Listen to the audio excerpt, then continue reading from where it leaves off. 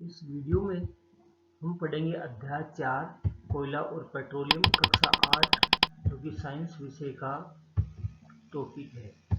यह वीडियो सभी प्रतियोगी परीक्षाओं की तैयारी करने वालों के लिए महत्वपूर्ण है और एनसीईआरटी के नए पाठ्यक्रम के अनुसार ही इस वीडियो को बनाया गया है।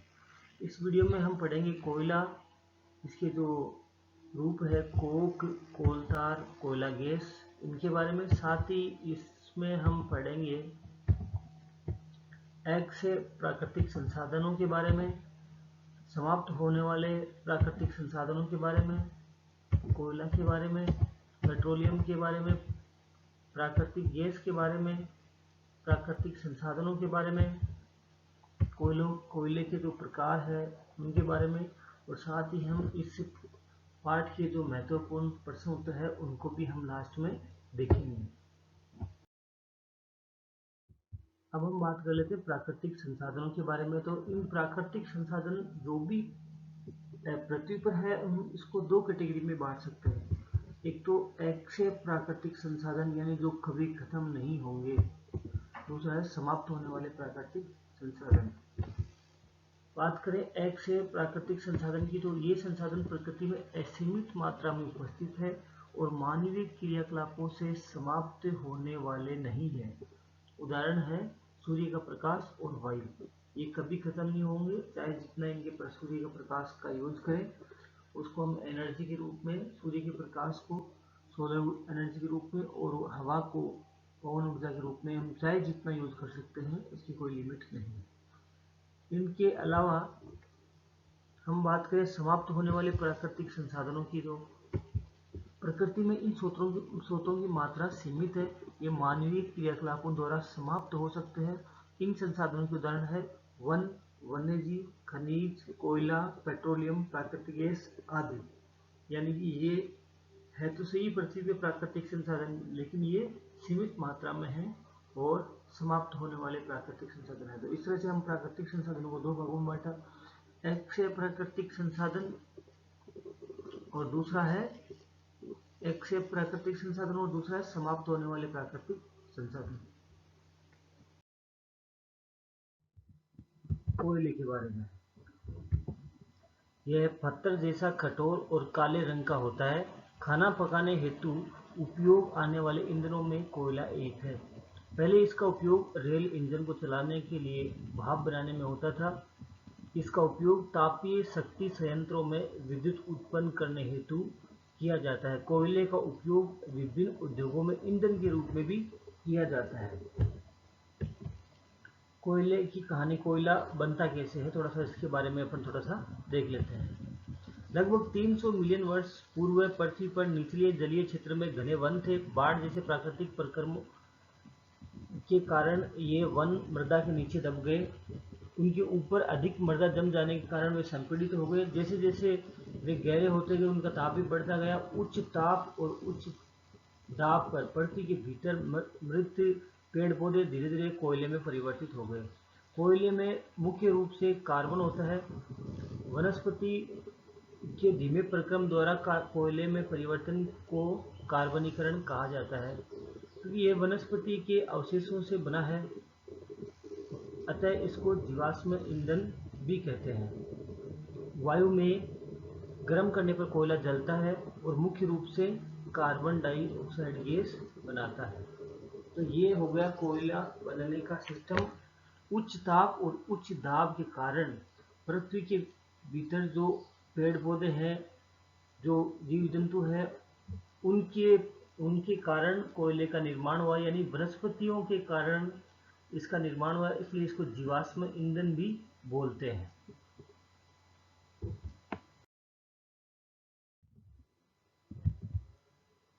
कोयले को आपने लगभग देखा होगा, फिर भी इस चित्र में दिखाया गया कुछ इस तरह का काले रंग का कोयला होता है। और ये कोयला जितना चमकदार होता है उतना ही अच्छा होता है। इसकी 4-5 अलग अलग क्वालिटी होती है, एंथ्रासाइट, बिटुमिन, लिग्नाइट और पीट। एंथ्रासाइट सबसे अच्छा कोयला माना जाता है। कोयले की खदानें कुछ इस तरह की होती है। इन खदानों में बड़ी सावधानी से काम किया जाता है और इनसे कोयला निकाला जाता है।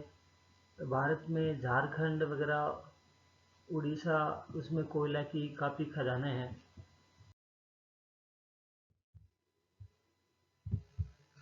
अब हम बात करते हैं कोयला के उत्पाद। तो कोयला से कोक बनता है, कोल तार भी बनता है और कोयला गैस भी बनती है। तो पहले हम बात कर लेते हैं कोक के बारे में। तो यह एक कठोर सरंध्र एवं काला पदार्थ है। यह कार्बन का लगभग शुद्ध रूप है और कोक का उपयोग इस्पात के औद्योगिक निर्माण और बहुत से धातुओं के निष्कर्षण में इसका उपयोग किया जाता है। ये हो गया कोक। 2 नंबर पे है कोल तार। यह एक अप्रिय गंध वाला काला गाढ़ा द्रव होता है। इसको कोल तार को आप साधारण भाषा में डामर भी बोल सकते हो। जो सड़कें बिछाते हैं उनके ऊपर काम में ली जाती है। यह लगभग 200 ग्राम पदार्थों का मिश्रण होता है। कोल तार से प्राप्त उत्पादों का उपयोग प्रारंभिक पदार्थों के रूप में दैनिक जीवन में काम में आने वाले विभिन्न पदार्थों के औद्योगिक निर्माण में उद्योगों जैसे संश्लेषित रंग, औषधि, विस्फोटक, सुगंध, प्लास्टिक, पेंट, फोटोग्राफी सामग्री, छत निर्माण आदि में विभिन्न रूप से इसका उपयोग किया जाता है। मौत व अन्य कीटों को भगाने के लिए प्रयोग में लाई जाने वाली नेपथलीन की गोलियां भी कोल तार से ही प्राप्त की जाती है। आजकल पक्की सड़कों के निर्माण में कोल तार के स्थान पर एक पेट्रोलियम उत्पाद बिटुमेन का प्रयोग किया जाता है। तो ये हो गया कोल तार, जो कोयला का उत्पाद है उसके उपयोग।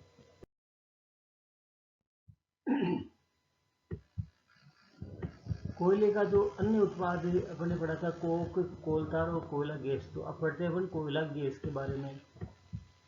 कोयला गैस को कोयले के प्रक्रमण द्वारा कोक बनाते समय कोयला गैस प्राप्त होती है। यह कोयला प्रक्रमण संयंत्रों के निकट विस्थापित बहुत से उद्योगों में ईंधन के रूप में भी उपयोग की जाती है।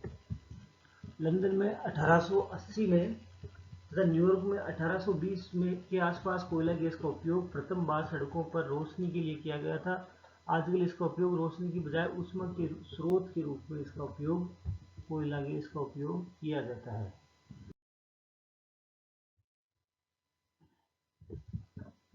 अब बात करते हैं पेट्रोलियम की। ईंधन के रूप में पेट्रोल का उपयोग हल्के स्वचालित वाहन जैसे मोटरसाइकिलें, स्कूटरों और कारों में होता है। भारी मोटर वाहनों जैसे ट्रकों और ट्रैक्टरों को चलाने के लिए डीजल काम में आता है। ये ईंधन प्राकृतिक स्रोत से प्राप्त होते हैं जिन्हें पेट्रोलियम कहते हैं। पेट्रोलियम शब्द की उत्पत्ति पेट्रा में चट्टान और ओलियम मतलब तेल, यानी चट्टानों का तेल, इसको हम समझ सकते हैं से हुई, क्योंकि ये जमीन के नीचे की चट्टानों के मध्य से निकलता है। क्या आप जानते हैं पेट्रोलियम कैसे बनता है? तो इसके बारे में भी अपन थोड़ा सा समझ लेते हैं। कहाँ पर ये पाया जाता है? जैसे मैंने बताया कोयला है वो खदानों में मिलता है, लेकिन पेट्रोल कहाँ मिलता है, पेट्रोलियम कहाँ मिलता है, वो थोड़ा समझ लेते हैं अपन। पेट्रोलियम का निर्माण समुद्र में रहने वाले जीवों से हुआ। जब ये जीव मर गए और उनके शरीर समुद्र के पैंदे में जाकर जम गए और रेत व मिट्टी की तहों द्वारा ढक गए। लाखों वर्षों में वायु की अनुपस्थिति और उच्च दाब ने मृत जीवों को पेट्रोलियम और प्राकृतिक गैस में परिवर्तित कर दिया, जो पेट्रोलियम और प्राकृतिक गैसों के भंडार को दर्शाता है। आप देख सकते हैं कि पेट्रोलियम तेल और गैस की परत जल की परत के ऊपर है। ऐसा क्यों? याद रखिए कि तेल और गैस जल से हल्के होते हैं और इसमें मिश्रित नहीं होते हैं। आगे मैं आपको चित्र में बताऊंगा तेल के कुओं में किस तरह से पेट्रोल पाया जाता है। विश्व का पहला तेल का कुआं, ये क्वेश्चन एग्जाम में भी आ सकता है, इसको थोड़ा याद रखिए। विश्व में पहला तेल का कुआं पेंसिल्वेनिया अमेरिका में 1859 में प्रवेदित यानी ड्रिल द्वारा किया गया था।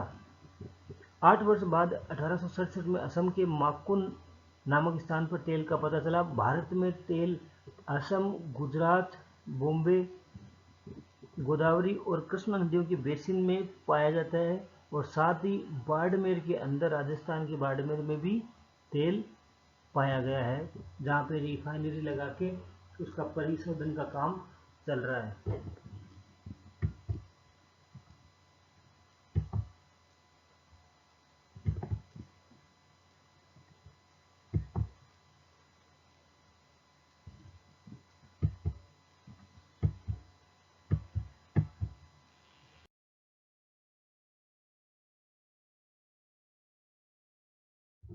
अब हम बात करते हैं पेट्रोलियम का परिष्करण किस तरह से होता है।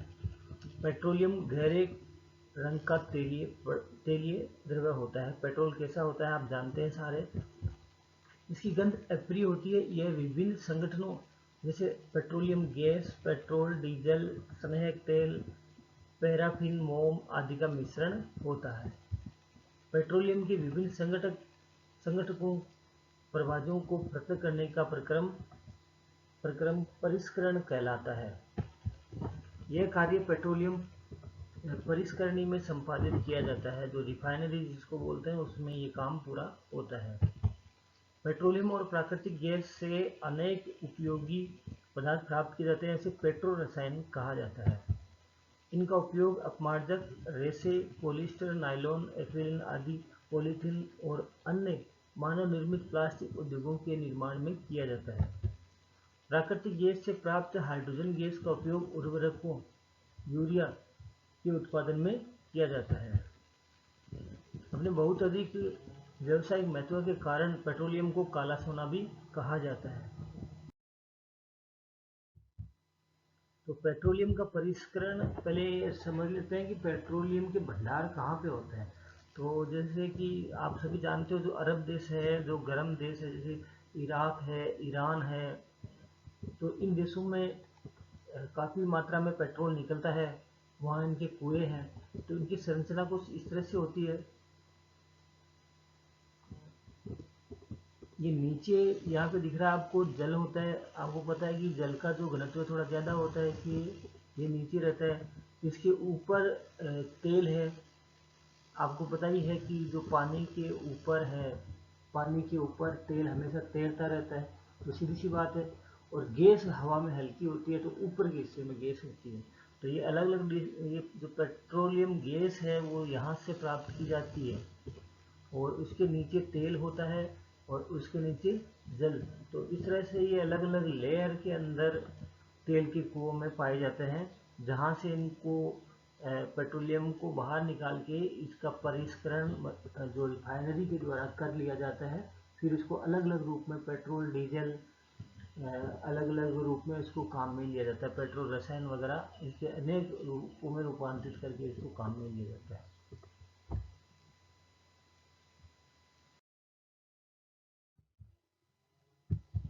अब हम बात करते हैं प्राकृतिक गैस की। जैसे मैंने बताया ऊपर प्राकृतिक गैस इसमें ज़मीन के अंदर ऊपर की लेयर में पाई जाती है। प्राकृतिक गैस एक बहुत महत्वपूर्ण जीवाश्म ईंधन है क्योंकि इसका परिवहन पाइपों द्वारा सफलता से हो जाता है। ये फिलहाल कई भारत के कई राज्यों में चल भी रहा है। जैसे गुजरात है, वहाँ पे पाइपलाइन के द्वारा ही गैस घरों में पहुँचाई जाती है। प्राकृतिक गैस को उच्च दाब पर संपीड़ित प्राकृतिक गैस सीएनजी के रूप में भंडारित किया जाता है। सीएनजी का उपयोग ऊर्जा उत्पादन हेतु किया जाता है। इसका उपयोग परिवहन वाहनों में ईंधन के रूप में भी किया जा रहा है क्योंकि यह कम प्रदूषणकारी है। तो यहाँ पे विशेष ध्यान देने वाली चीज़ है कि सीएनजी की फुल फॉर्म संपीड़ित प्राकृतिक गैस, कंप्रेस्ड नेचुरल गैस। ये क्वेश्चन पूछ लिया जाता है सीएनजी का पूरा नाम क्या है, तो आपको बताना है संपीड़ित प्राकृतिक गैस यानी कि कंप्रेस्ड नेचुरल गैस। ऐसे ही अगर एलपीजी की पूछा जाए तो लिक्विड पेट्रोलियम गैस।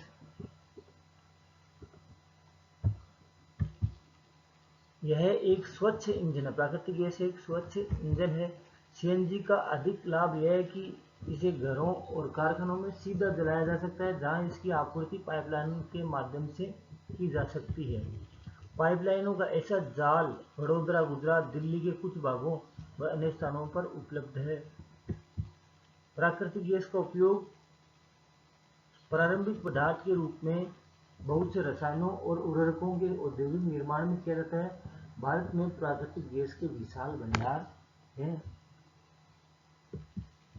हमारे देश में प्राकृतिक गैस त्रिपुरा, राजस्थान, महाराष्ट्र, कृष्णा गोदावरी के डेल्टा में पाई जाती है। अब हम थोड़ा सा पेट्रोलियम के विभिन्न संघटक और उनके उपयोग के बारे में चर्चा कर लेते हैं। लिक्विड पेट्रोलियम गैस एलपीजी, द्रवित पेट्रोलियम गैस, इसका पूरा नाम भी आप देख सकते हो। ये पेट्रोलियम के संघटक है, पेट्रोलियम से ही प्राप्त होता है। तो इसका क्या उपयोग है? घरों और उद्योगों में ईंधन के रूप में ये काम में लेता है। पेट्रोल, अब पेट्रोल का क्या उपयोग है वो तो हम सभी जानते हैं। मोटर ईंधन, शुष्क धुलाई के लिए भी ये विलायक के रूप में काम करता है। ज़्यादातर जो 4 व्हीलर 2 व्हीलर गाड़ियाँ चलती है जो पेट्रोल से चलने वाली है उसमें काफ़ी ज़्यादा मात्रा में पेट्रोल का प्रयोग किया जाता है। इसके अलावा मिट्टी का तेल, जिसको हम बोलते हैं केरोसिन तेल, वो स्टोव, लैंप, जेट वायुयान के ईंधन के रूप में काम में आता है। इसके अलावा पेट्रोलियम का जो संघटक है वो है डीजल। तो बाहरी मोटर वाहनों और विद्युत जनित्रों के लिए ईंधन के रूप में इनका काम किया जाता है। जो बड़े गाड़ियां हैं, जो डीजल से चलने वाली गाड़ी हैं, उनमें डीजल का उपयोग किया जाता है। इसके बाद बात करें तो स्नेहक तेल, जो मतलब घर्षण को कम करता है, उसको बोलते हैं स्नेहक तेल। जैसे कोई बैरिंग वगैरह उनमें जो तेल दिया जाता है जिससे वो घर्षण कम हो, उसको बोलते हैं स्नेहक तेल। तो स्नेहक तेल, स्नेहक के रूप में इसका उपयोग किया जाता है। अगला इसका उत्पाद है पैराफिन मोम। इसका उपयोग मरहम, मोमबत्ती और वैसलीन आदि बनाने में किया जाता है। और जो लास्ट में आप इसको स्टेप बाय स्टेप भी देख सकते हो, लास्ट में बताया बिटुमेन। इसका निर्माण पेंट और सड़क निर्माण में किया जाता है। तो ये पेट्रोलियम के ही सारे, जो पेट्रोल के कुओं से निकलते हैं उसी से सारी ये चीज़ें बनाई जाती है। पेट्रोलियम के ही संघटक है जिनका हम अलग अलग रूप में प्रयोग करते हैं।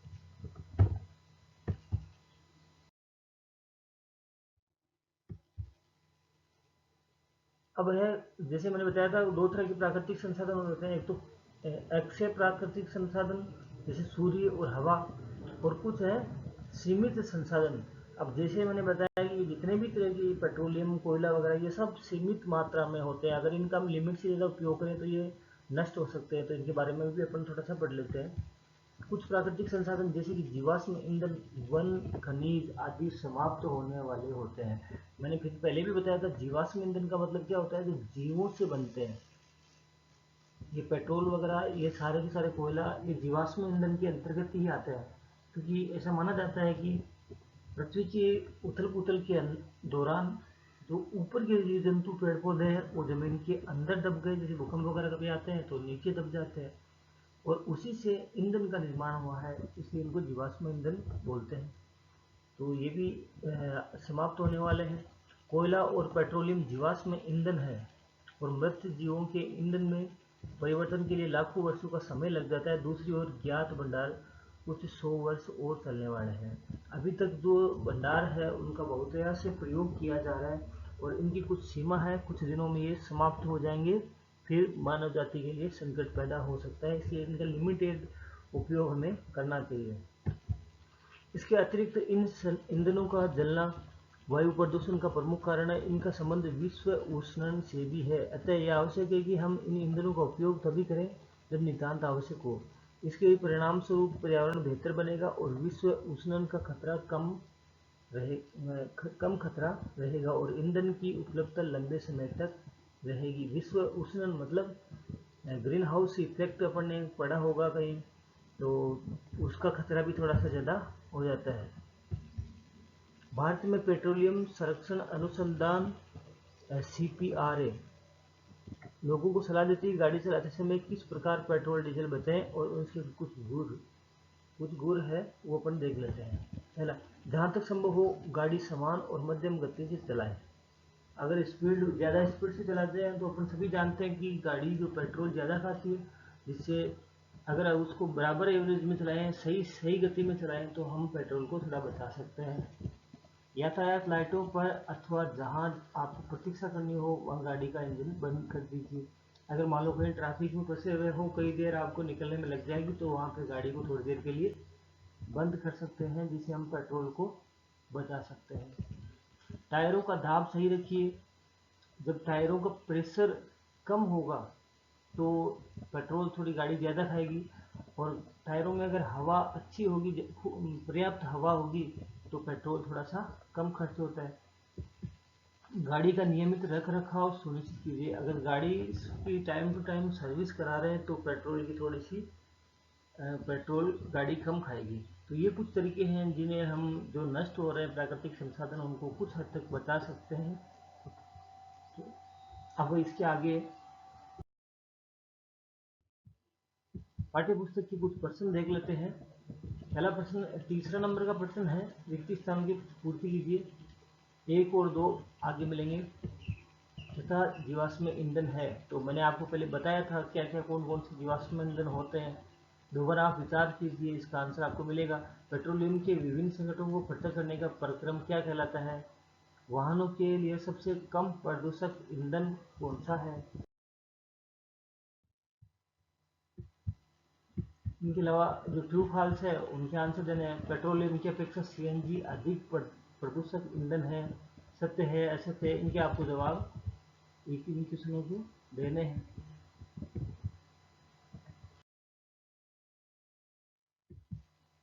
इनके अलावा अन्य क्वेश्चन, सीएनजी और एलपीजी का ईंधन के रूप में उपयोग करने के क्या लाभ है? तो ये सारे क्वेश्चन अगर हम इस वीडियो में देखेंगे तो वीडियो काफ़ी लंबा हो जाएगा, इसलिए अगले वीडियो में हम सारे क्वेश्चनों को देखेंगे। और हमें कमेंट्स करके ज़रूर बताएं कि आपको ये वीडियो कैसा लगा, ये पाठ पढ़ाने का तरीका कैसा लगा, ताकि हम और भी जो पार्ट साइंस के बच गए हैं वो सारे पाठ पूरे करें। और अगले वीडियो में हम इन जो प्रश्न उत्तर है, पाठ्य पुस्तक के जो प्रश्न उत्तर है, उनके आंसर भी आपके सामने लेकर आएंगे। धन्यवाद।